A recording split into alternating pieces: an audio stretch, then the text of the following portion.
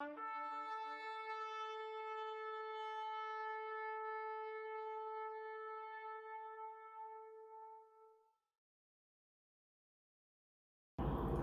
guys, welcome back.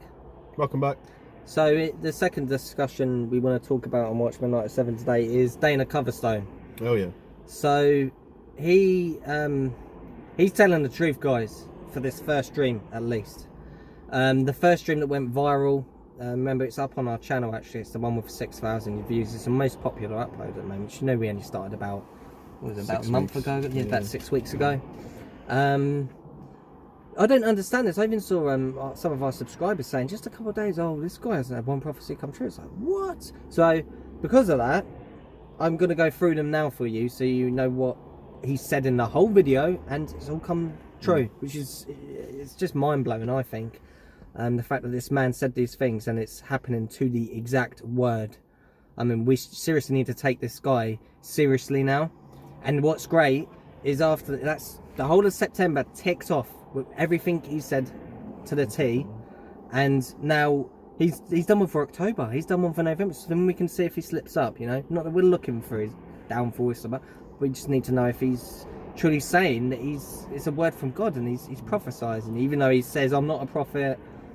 You know, in the Bible it says if a prophet prophesies something and it doesn't come true, then he wasn't a prophet. You know, you can find the verse for you, it's probably on the screen. Yeah. As well as I'll come back to me in a minute if you want to carry on for a bit. Okay. Yeah, so I'll get into it what he said. So in his dream he said, I'll tell you the two different things. There's something very important, and this is why you would have missed it.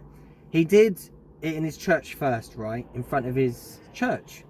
And the other video that you would have seen on our channel, the one I'm talking about, is, I think he's even wearing orange, I think. An orange shirt. He's doing it to the camera like we're doing right now, so he's talking to the camera directly. And that's the one that you would have seen. The church one is very unseen. It's quite very hard to find. You've got to do a lot of hunting on YouTube to find it, actually. But in the church one specifically, he tells the exact same story, parallel to the one where he's talking just to the camera, with one difference. He mentions Washington and Oregon in the church, and he doesn't on the video on our channel, and the September one, you know, where he's talking to the camera. I don't know why that is. Maybe that's because I know he writ it all down, and perhaps he left Washington and Oregon out in the address to just people in general on with the camera, one-on-one, and with the church he remembered it, perhaps. So what he said there will be fires. He said he was standing on, he saw these words, a September solemn assembly, and he said he was standing on this like chess pieces, but you know, like the life-size one, if you were a chess piece yourself, like in chessboard. Yeah, the chessboard, like a life-size one. And he said, but it was the month of September, and there was the 1st of September and down to the 5th, and then he said then the map covered the sort of calendar was a map of the United States of America. And he said that he saw fires burning. And you know that we've seen fires in the United States, in Oregon. That's why it's important to get that thing where he mentioned Washington and Oregon, what's been going on there. You know, in the same sentences, he said the fires in his church one, the one you perhaps haven't seen. So he said about the fires, you know, he could have said anything in this 7-minute video, and he said fires. And you know how they're the worst wildfires in the history of the country. Some of the worst in the world. They're even going off in Brazil in the Amazon rainforest. I don't know if you've seen that. It's crazy, the wildfires at the moment. These fires weren't happening at the time. He did it on the 10th of... He had the dream on the 10th of July. I think he released it on the 12th or the 13th of July, just a couple of days later. So how would he know something that happened in September when he had the dream in July? Remember, this man said that he saw the coronavirus happen everywhere. He saw the masks, he saw the riot, he saw all this stuff, and he said he didn't come out and say it because he didn't know what it was. But he said if it ever happens again, and then he had this dream, this one, the September one. So he's got to speak out this time. So that's the first thing, the fires, he nailed it. And then the second thing, pretty much the only other thing he said in in the video was a September solemn assembly where loads of people were coming to pray. He goes on about this for minutes in the video, doesn't he, at the end? And he says about... Just quickly, I just wanted to verify that that's the one, yeah? A word... Yeah. Let's go back there. I'm playing it. I don't want to do that. A word for September 2020. That's on our videos uploaded. Pastor Danek on Coverstone 2. It's funny how his shirt's that colour, isn't it? When it's the same colour of the skies over there at the minute. Yeah, that's right. Isn't The it? orange skies. Maybe he subconsciously didn't know what he was doing, but it's the exact same colour as those skies. Yeah. There's another thing as well. The it's over the San Francisco. What's that bridge called? The Golden Gate. The Golden Gate Bridge, and you think Golden Gates. Isn't that funny? Have you seen that orange sky over the Golden Gate Bridge? Yeah. Yeah. In San Francisco. In the Bay Area. It's crazy, yeah. The orange, I said he was wearing orange, didn't I? Yeah, I thought he was. But exactly the same colour, not even to say it's a different shade. Yeah. If you see any of the videos, it's that same He orange never worn colour. that again either, has No? he? Never worn that again. No, I haven't seen him in a video. No, but, different. They look blue. We might have to check his other t-shirts out and see what we can get out of it. Blue looks dangerous, doesn't it? It's waves, isn't it? Yeah, a lot of water. Yeah. But yeah. Yeah, the September Solemn Assembly was the last thing he was talking about, and he was talking about prayer, coming together, the church coming together, church wake up, wasn't he? Did you see the Jonathan Kahn thing? Where, and whatever you think of Jonathan Kahn, you know, he's doing a thing called The Return, and it is today, September 26th. So we'll try and get this video out today. And but even if it's tomorrow, it doesn't matter. You can look back and see it. I'm sure you'll hear about it being a Christian. And he's what's he doing? Just going past, is he? Just going by. And this is all about loads of Christians coming together, and they're going to be in DC, in Washington DC, and they're going to be praying outside, just praying for the church, praying. It's not the return. It's called the return. It's not the return of Jesus Christ they're praying for.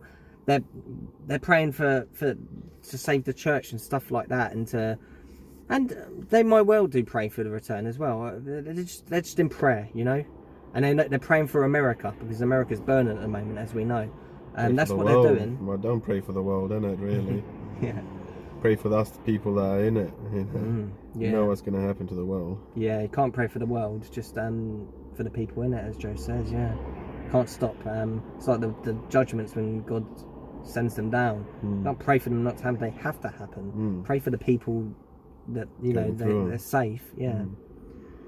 But, you know, this is incredible, and it's going to be distributed in 190 countries worldwide, I suppose on television, and it's going to be translated in 90 countries worldwide. And this is nuts, and he said this. All right, one thing, I'll throw out conspiracy theory that maybe our kind of comment will come. Unless him and Jonathan Kahn come up with this master plan together, do you know what I mean? That's the only way he would have guessed this. And he went around setting all them fires. And he went around setting all the fires. Exactly. Good one. Yeah, good one to throw in. You know, this man's not lying. He's absolutely nailed it. This September Solemn Assembly, he really was strong about that. He said, I saw a September Solemn Assembly, and we were praying, and I was on the 1st of September, and someone was next to me on the 2nd of September, and so on. To the 30th, but there was thousands of people around me praying, all different, in tongues, not in tongues, quietly, loudly, all these different people, you know, he said this. And this is that September Solemn Assembly. It's happening today, as of the time of recording, September 26th, 2020. I mean, that's pretty much it, guys. There's nothing else really to say. The guy's absolutely got everything spot on.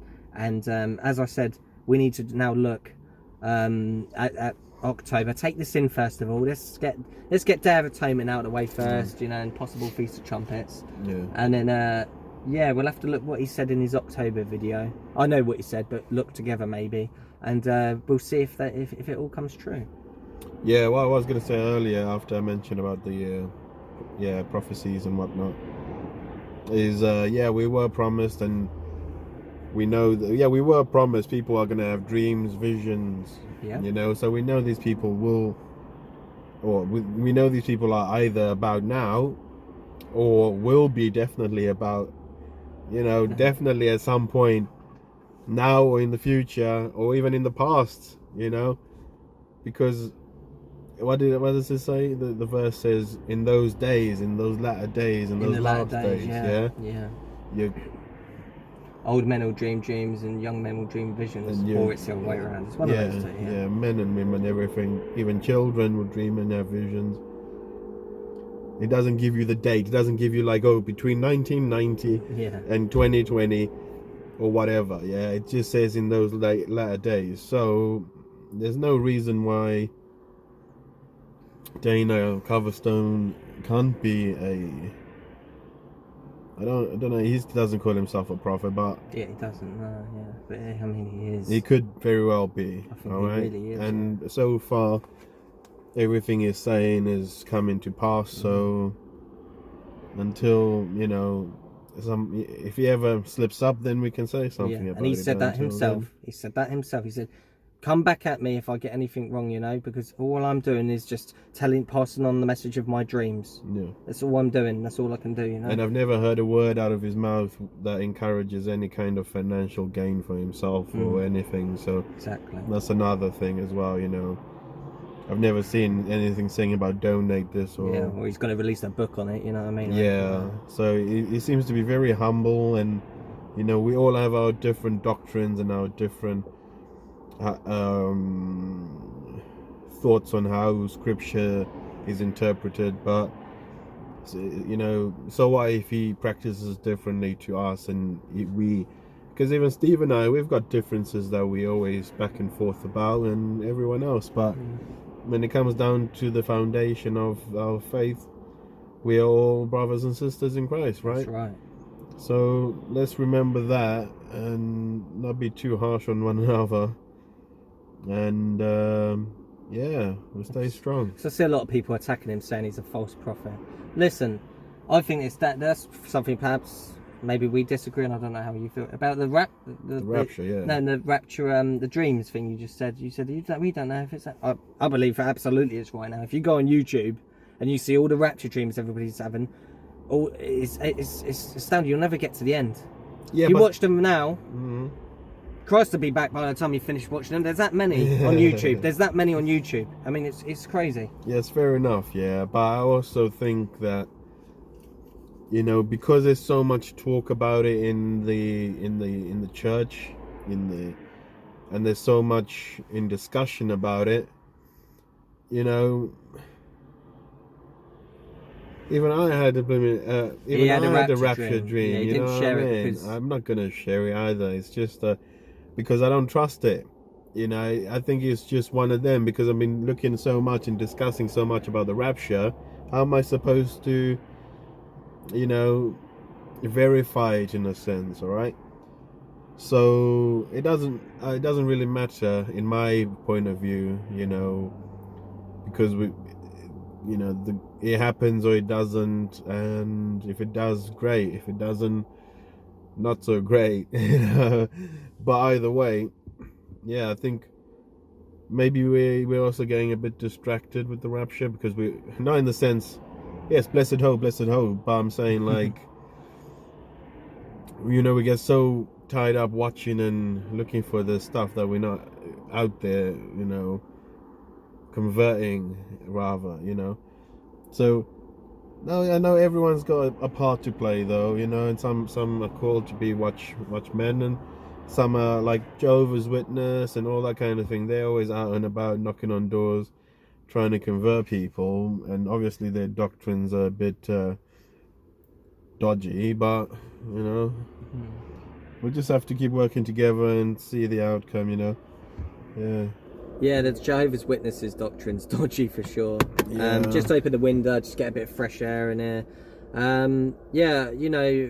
One other thing I want to say about, for your rapture dream thing, I can just quickly add on that. I don't know if you didn't say it, did you, about hearing all these rapture dreams? That might have been what made Joe dream of a rapture dream, and it wasn't actually a rapture dream. That's what he's worried about. Yeah. Isn't it? Exactly. That's exactly it. And because there's so many people discussing rapture dreams, so many of us are watching these videos, I expect you to have a rapture dream, you know what I mean? Among other things, we're talking about destruction every day for, Steve, he watches hours on end of research, and over time, when you go to sleep and you're dreaming about Russia bombing you, you wonder why. You know what I mean? I'm just, you know, I'd rather trust someone's dreams that isn't a Christian in a sense, because they they have no reason for dreaming it. Yeah. Secondly, it'll be beneficial to the person because it will act as a testimony to, you know, and hope it will change them, especially, you know what I mean? I'm not a Christian, but I keep dreaming about Jesus coming out of the sky. You know, I'm going to take note of that, you know? So there's that as well. And I'm not saying, you know, people that believe won't or shouldn't get dreams. I'm definitely not saying that. I'm just saying let's be open-minded about them. You know, another thing is people. There's so many different people's opinions on the. Oh, I had this rapture dream, and it happened like this. It's like, how many different ways are people going to get raptured? How many different types of ways are people going to end up seeing coming into heaven? You know, yes, fair enough. People can argue, yeah. The message is tailor-made to the individual, so the individual can understand it. But there should be some sort of coherency to it. You know, there should be some sort. Yes, everyone's flying up to the sky, but that's kind of basic, you know. So yeah. So it's just details. If everyone's stories were lining up a bit better, then definitely I'll be well on board, you know. And I'm not dismissing it still. They could all still be valid. I'm just saying that these are the options that we need to be aware of, yes? One last thing I want to say about Dano is, like, when I first went, and this is why it went viral. This is why it went viral, not because of what he said and the contents in it. It was because of what was going through my mind as well. And I know a lot of people thought this is why it got shared so much. He was a pastor, he still is, a pastor for 30 odd years. Why would he make these prophecies or these predictions, and it just for a couple of months' time, so we're from July, to then put his whole ministry, his whole hard life's work, his whole career, his whole whatever, his whole soul, his whole everything on the line? For what? For what? Not 5 even for minutes money. of fame. Not Yeah, even not for even money. asking for Yeah, money, not is even it? for money. So what's he doing? And there's all these people calling him a false prophet and this and that. You know, let's take it that point that I just made, and let's take it that he's just got absolutely everything in his September dream right. So let's just see, guys, before, you know, slandering this man and condemning this man. Let's just see. That's all I'm saying. So yeah, definitely. We'll see you on the next one. Yeah, we'll see you in the next one, guys. God bless. God bless. Pastor Dana, I know our time is running so fast, it's running out, but you have to share with us the latest dreams that God has given you. What else has God revealed to you in these dreams that you've been receiving, and what do we do as the church? How do we respond to what you saw, and how do we prepare? I had a dream this past Friday night, and I shared it Sunday morning live at my church. I didn't want to do a Facebook one again, but I had a dream. It followed the same pattern of the months, and I saw the calendar turn to September, and a hand reached up and grabbed the month of September and pulled it off of the page, and then it laid it down in front of an altar. And we have a secret place in our church that we built about 7-8 years ago. Our altar has horns on it, just like the one mentioned in the Bible. We have the 4 cardinal doctrines of the Assemblies of God are on pictures in there. And I saw the month of September laid down in front of that altar where I pray at every day. Sometimes I hold on to those horns just because I need it for that day. But the September month was laid on the ground, and I was instructed to stand on the month of September and begin to pray for several things specifically. I was instructed to pray for the church to have a strong backbone, for corruption in the church to be exposed, and for a great harvest. And so I stand on the calendar and I begin to pray for those things. And as I'm praying, I hear a voice that says, "You're not enough. We need more people praying. So ask for more help." So as I'm standing on the calendar, I'm calling out, pastors, people, believers, whoever you are, we need to pray for the church to have a strong backbone, for corruption to be exposed, and for a great harvest. And suddenly the calendar below me just begins to get larger exponentially. And it reminded me of I've been to Europe a couple of times, and they have plazas and courtyard areas where they have like the large life-size chess pieces. And the calendar where I'm standing on, it was Tuesday, September 1st that I'm standing on. And it just gets exponentially bigger. And finally, I see the calendar. It looks like the size of a football field. But all of a sudden, I'm not the only one praying. Somebody else is standing on September 1st with me, and there's a couple more on September 2nd and the rest of the days. And there were people that were praying in tongues. There were some that were praying out loud. There were some that were very quiet. There were some that were kneeling, some laying prostrate. Every model of prayer that you can imagine. But then the cry went out again. We need more help. We need more people to pray. So we began to as loud as we could, all of us. Church, we need help. We need help. We need to come. You need to come. You need to pray. And so suddenly I realized that the outline of the calendar was now outlined of the contours of the United States of America, including Alaska and Hawaii. But I'm seeing the outline of the country, but the calendar of September is there. And I'm kind of being raised in the air as more and more people are jumping onto the calendar and people are praying. All of a sudden, there's no white space on the calendar, and people are feeling. They look like ants. People look like ants, but I see people standing all over the calendar on the country of the United States, and they're praying. They're praying for the church to have a strong backbone, for corruption to be exposed, and for great harvest. And then I see a finger appear, and I see the word, and it writes, A solemn, in front of September, and then assembly afterwards. So I'm looking at the word a solemn September assembly, which is a clear call to pray for that month. And the numbers of people just keep growing and growing and growing, and the contour of the U.S. is still there. And then suddenly I see fires. Fires are starting around the edges of America. There's fires starting inside. And some of the fires are the fires of revival that are starting all over the country, but I also see fires of opposition and persecution. And then I see storm clouds all over the country, even while we're praying. There's rains, there's storms.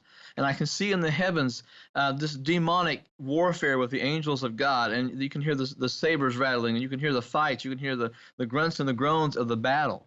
I mean, it was a fight. And the people that were praying, the fires of revival were coming, but the fires of opposition were also coming to the body of Christ. And I saw warfare. I saw the weariness of the saints. Believers were holding each other up and standing together without any division, and they were fighting together in prayer. And the battle was severe. It was intense. It was brutal. I mean, it was there were people bleeding and wounded, bruised and exhausted from all the praying. And as I said, the heavens were alive as well with that. But when suddenly the heavens kind of opened and the storms kind of broke, and my mind and my attention was turned to the end of the month of September, where there was a whole lot of people still praying on that day. And the heavens opened. And I saw the Lord, and he was standing there with angels. And he said very clearly, arise, my bride, and prepare to pray. Arise, my bride, and prepare for battle. And lastly, he said, arise, my bride, and prepare to see my face. For I'm coming soon, and my reward is with me. And then there was a sound like of 1,000 shofars being blown all at once. And even in the dream, I could feel the wind of those shofars hitting my face. And I woke up, and there was just an overwhelming, peaceful presence about me. And I got up, and I wrote these things down, and I just kind of typed them out. And I believe the Lord was calling us to pray for the entire month of September, but to expect some of the most serious spiritual warfare that we've ever been called to do and called to expect. I don't know what's going to follow that specific month, but I feel in my heart the battles are going to be very, very serious, because the Lord said, arise, my bride. He only calls us his bride when he's ready to come get us. And I'm not date setting by any means. I'm not saying that October 1st Jesus comes. I'm not saying that. Jesus was just simply telling us that he's about to come. And we know that, we sense that, we realize that. But he said, arise, my bride, and prepare to pray. In other words, he was saying, whatever prayer life we have right now is not going to be good enough for the battles and the things that are coming, that we have got to get it straight. We've got to get it settled. That 5-minute devotion that some believers do every single morning, and they read one verse and read 2 paragraphs and say, okay, Lord, let this happen, and go on, that's not going to cut it. I believe the Lord is showing me that we need to get, as a nation, we need to pray. We need to get on top of this, on board with this, and get the people in your church praying for every single day in the nation. And we should expect opposition like we've never seen before, but we should also expect great victory, because he's warning us we need to pray. He's waking the church up even more to get ready. And then he's waking us up to prepare for the battle that's coming, but he's also preparing us for that glorious time we'll see his face, which I don't believe is going to be too much longer. And I'm not saying when this happens. All I know is I was told in this dream that we need to pray during the month of September and to prepare for that, to start building up now, to stop strengthening, to start working on more than just a devotion, to have that prayer life developed and honed and polished and strengthened and sharpened. That we've got to get ready for what's coming.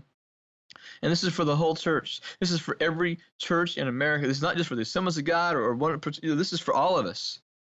Warfare is going to come against all of us, and God's calling on all of us to pray. And that's what I believe that we need to do during the month of September to fight the things that are coming.